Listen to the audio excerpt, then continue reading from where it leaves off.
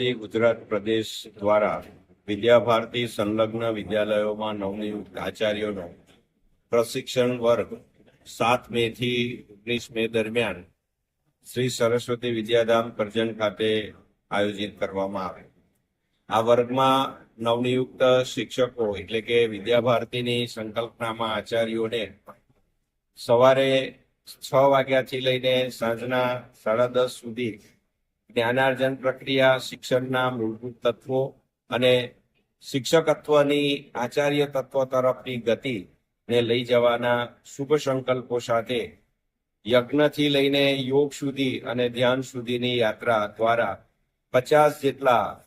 ઉત્તર સંભાગ એટલે કે મહેસાણાથી લઈને દક્ષિણ સંભાગ એટલે કે નવસારી સુધીના વિદ્યાભારતી સંલગ્ન